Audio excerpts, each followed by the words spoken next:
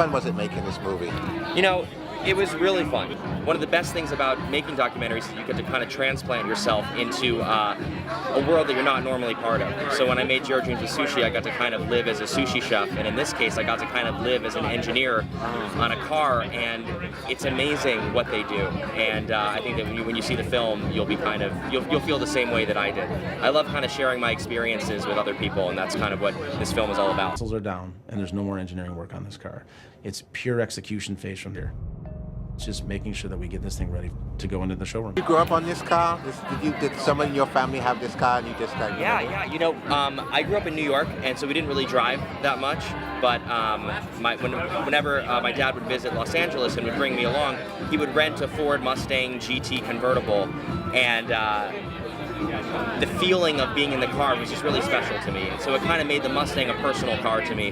And I know that there are a lot of other people who share those kind of personal Mustang stories.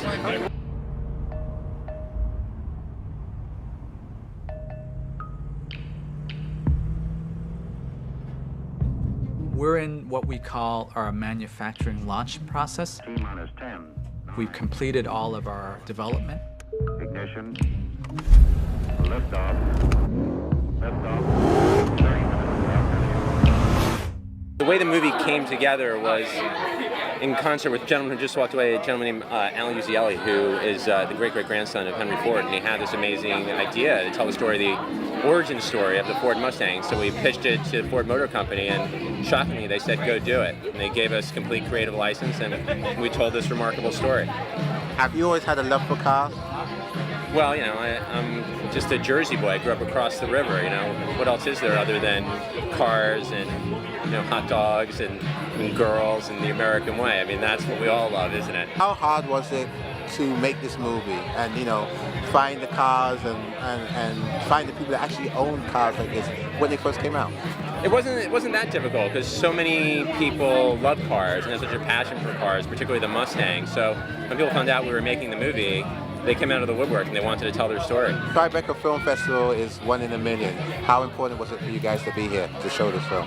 Very important because it's, you know, that stamp of approval. It lets the world know that you've made a credible film that people should see. You know, it is it's one of the standard bearers, and just to be part of it is a remarkable honor. We're literally building prototype vehicles on the assembly lines to get the manufacturing process up and running. And then once we have that, we can go back to David and the team and say, we have high confidence that you can go ahead into full production at full line speed.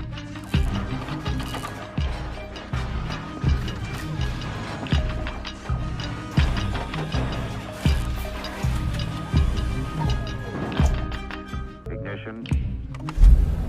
Was Anthony Austin on the scene, on the red carpet at the Tribeca Film Festival.